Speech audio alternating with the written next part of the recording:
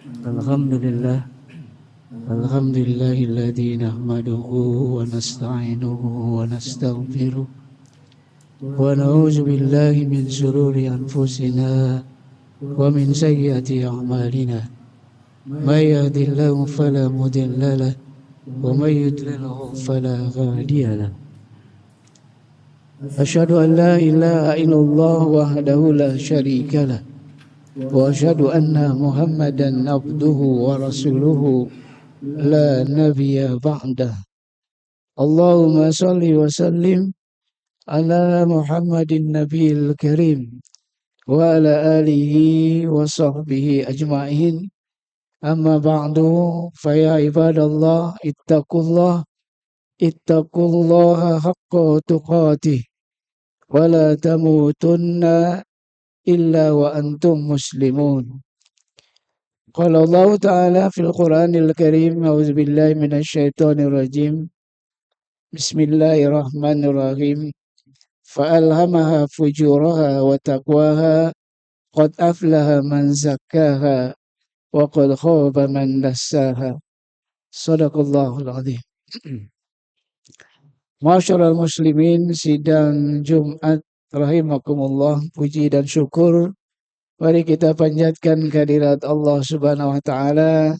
Salawat dan salam juga semoga tercurah kepada junjungan kita Nabi Muhammad sallallahu alaihi wasallam. Khatib di atas mimbar berwasiat, mari sama-sama kita jaga, kita rawat, kita tingkatkan iman dan takwa kita kepada Allah Subhanahu wa taala. Iman dalam pengertian sebenar-benarnya iman dan takwa dalam pengertian sebenar-benarnya takwa. Masyarul muslimin, sidang Jumat rahimakumullah. Satu saat Rasulullah sallallahu alaihi wasallam harus berhadapan dengan musuhnya orang-orang Quraisy di perang Badar.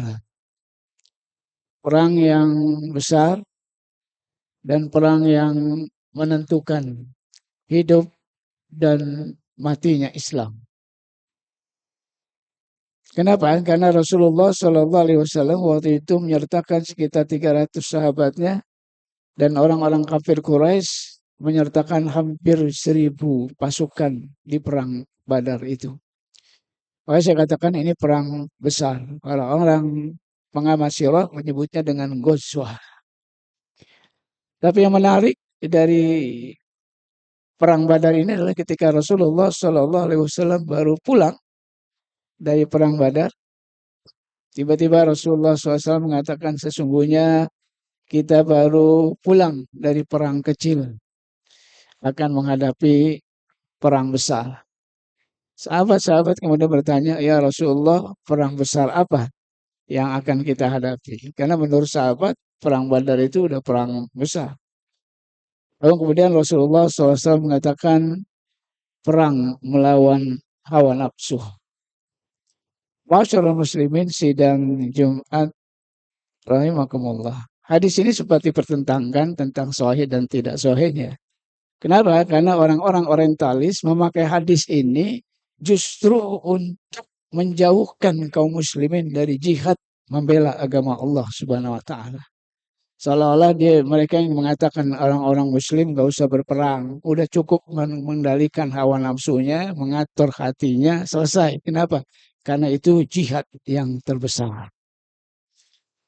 Masyarul muslimin, sidang Jumat rahimakumullah. Kalau itu yang dimaksud oleh orang-orang orientalis, maka memang akhirnya hadis ini sangat memberikan kemudaratan buat kaum muslimin.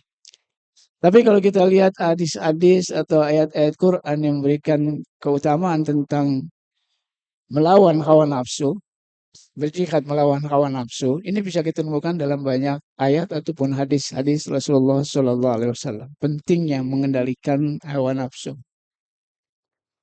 Rasulullah SAW pernah bersabda, la yu'minu ahadukum hatta hawahu taba'an lima ji'tu bihi. Kata Rasulullah SAW, belum beriman salah seorang di antara kamu sampai hawa nafsunya mengikuti apa yang aku bawa. Di riwayat yang lain, Rasulullah Shallallahu Alaihi Wasallam juga memberikan urgensi penting yang memberikan perhatian pada masalah hati sehingga Rasulullah SAW bersabda, Inna Allah, sesungguhnya Allah Subhanahu Wa Taala tidak melihat tampang-tampang kamu. Allah Subhanahu Wa Taala tidak melihat penampilan kamu.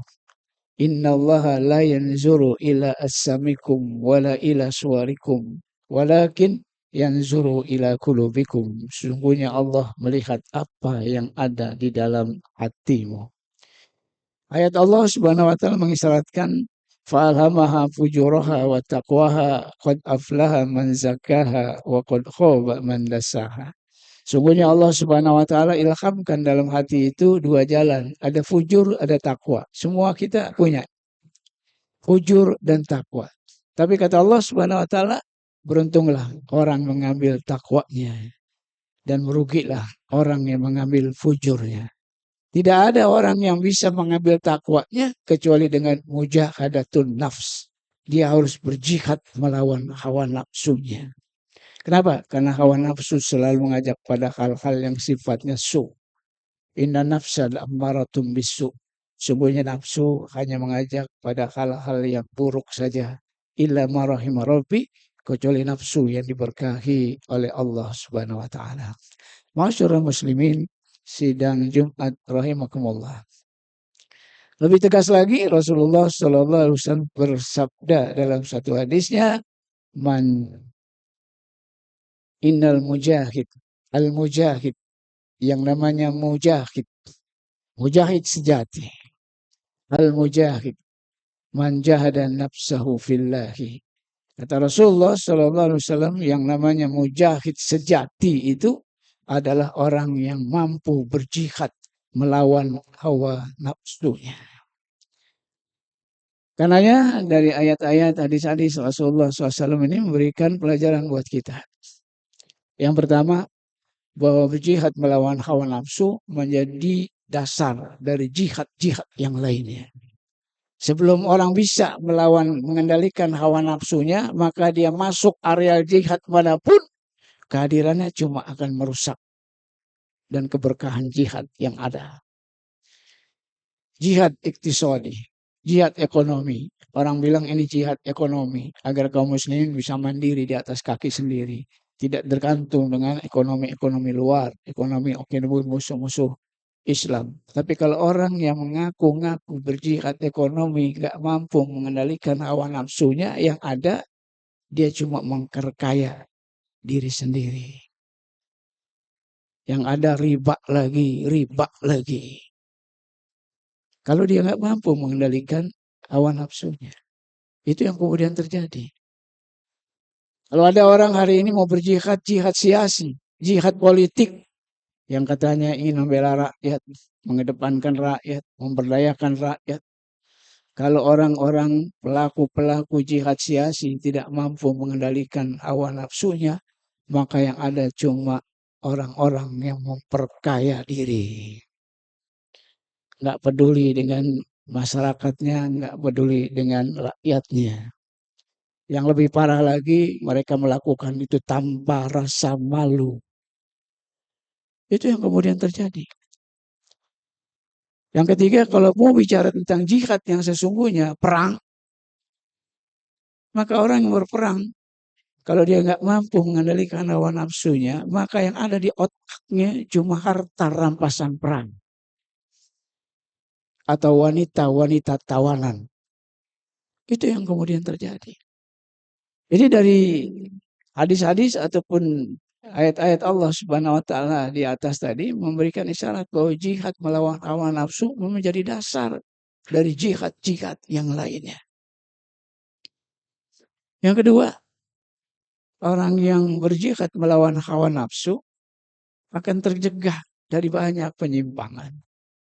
Penyimpangan-penyimpangan yang kerap terjadi karena orang tidak mampu mengendalikan hawa nafsunya. Dari mulai yang kecil sampai yang besar. Dari mulai yang kecil-kecil sampai yang besar-besar. Itu karena tidak mampu mengendalikan hawa nafsunya. Sehingga seorang Umar bin Khattab bukan tidak mampu bikin istana di Madinah. Dia mampu membangun istana. Tapi kalau dia bangun istana, maka dia akan terjebak pada ruang-ruang penyimpangan. Dia akan mengatakan, kalau saya punya istana, pantaslah. Kalau pantaslah, karena saya seorang pemimpin. Pantas, maklum, wajar, itu ruang-ruang penyimpangan. Dulu waktu kita belum jadi pejabat, ada pejabat bangun rumah aja, kita kritik habis. Ada pejabat beli mobil baru, kita kritik habis.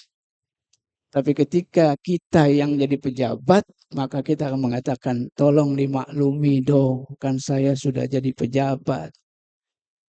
Wajarlah, karena saya pejabat. Pantaslah. Itu ruang-ruang terjadinya banyak penyimpangan.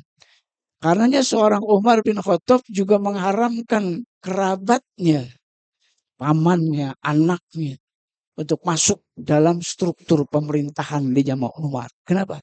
Karena itu merupakan ruang-ruang penyimpangan seorang pemimpin. Jadi kalau orang bisa mengendalikan hawa nafsunya, akan tertutup banyak penyimpangan.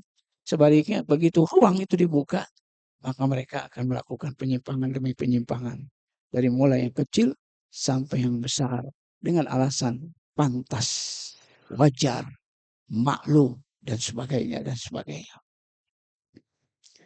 Yang ketiga, Rasulullah SAW mengisyaratkan al-mujahid manjahada nafsahu fillahi. Seorang mujahid adalah seorang yang mampu berjihad melawan hawa nafsunya, karena ini satu hal yang sangat sulit. Berjihad melawan hawa nafsu, ini satu hal yang sangat sulit. Kenapa? Karena hawa nafsu itu sesuatu yang kita cintai. Sesuatu yang kita suka. Sekarang kita harus ngelawan. Jadi gak banyak yang sukses dalam urusan yang satu ini. Makan enak, siapa yang gak mau? Semuanya mau. Kenapa? Karena itu syahwat, itu hawa nafsu. Punya rumah besar, siapa yang gak mau? Padahal itu syahwat. Punya harta yang banyak, siapa yang gak mau? Padahal itu juga syahwat. Punya jabatan yang tinggi, siapa yang gak mau? Padahal itu syahwat. Kita harus melawan syahwat kita. Padahal syahwat itu sesuatu yang kita senangi. Sesuatu yang kita cintai. Maaf, kalau kita udah cinta pada sesuatu, kita akan melegalkan semuanya. Kita akan punya segudang dalil untuk merekomendasi hawa nafsu itu. Itu celakanya. Kalau nggak mampu, dia menghalalkan segala cara. Tapi kalau dia mampu, sukses, maka dia akan sombong dengan apa yang dia raih. Itu celakanya. Kalau memanjakan hawa nafsu. Jadi kalau orang bebas, orang bisa mengendalikan hawa nafsu, itu sesuatu hal yang hebat. Dengan melakukan itu, dia bisa mengendalikan hal-hal yang lainnya. Dan sayangnya kemudian manusia suka gagal di situ. Yang berikutnya, kenapa Rasulullah SAW mengatakan mujahid itu adalah mujahid yang bisa mengendalikan berjihad melawan hawa nafsunya? Karena orang yang berjihad melawan hawa nafsu akan jauh dari gangguan setan. Orang yang bisa mengendalikan hawa nafsu adalah orang yang takut kepada Allah Subhanahu wa taala, enggak ada yang lain. Dan orang yang takut kepada Allah Subhanahu wa taala akan berada dalam lindungan Allah Subhanahu wa taala. Jadi kepada orang-orang yang begini, setan segan.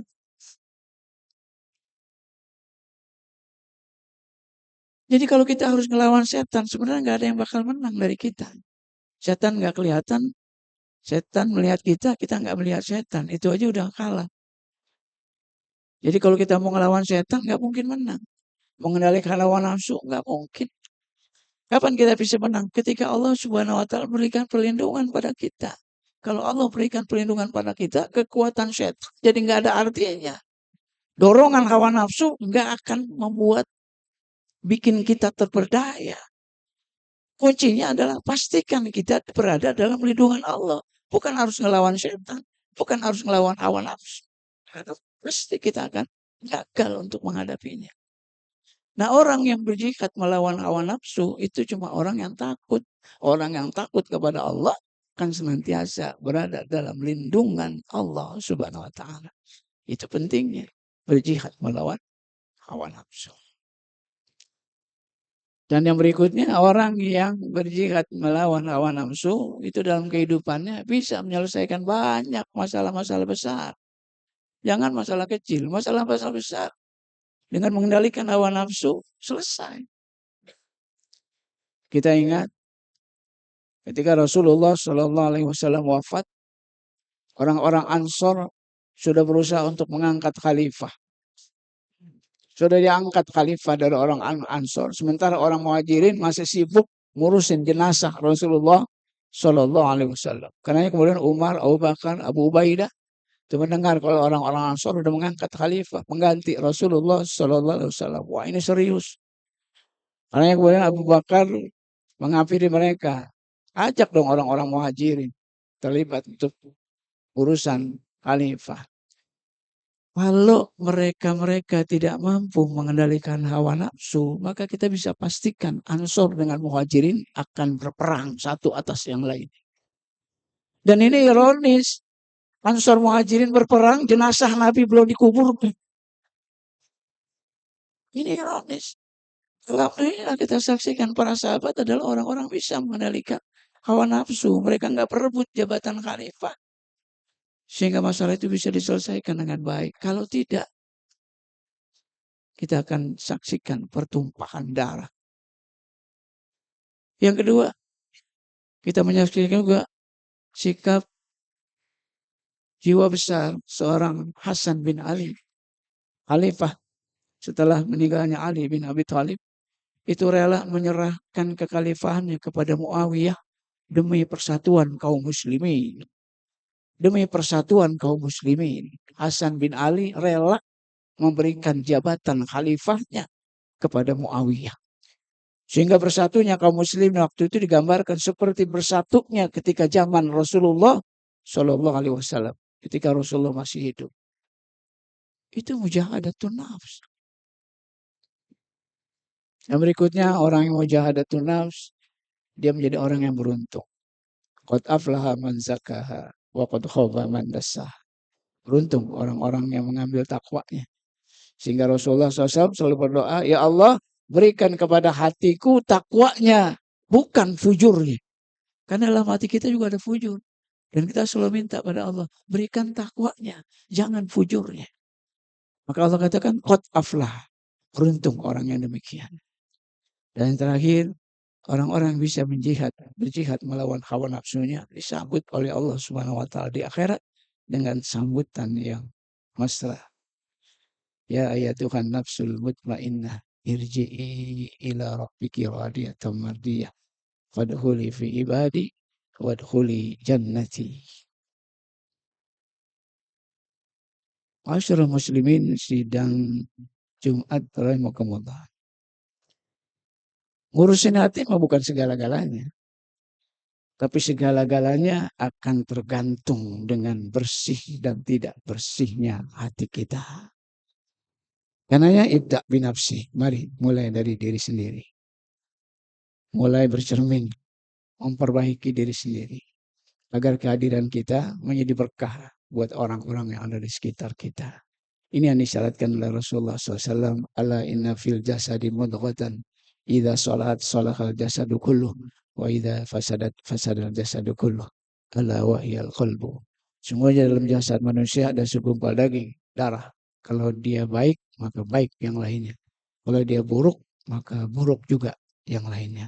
Kata Rasulullah SAW, segumpal daging itu adalah hati. Barakallahu walakum fil Qur'anil azim wa nafa'ni wa iyyakum bima fihi minal ayati wa zikril hakim wa taqabbal minni wa minkum tilawatahu innahu was-samiul alim. Wa qul rabbi ighfir warham wa anta khairur rahimin.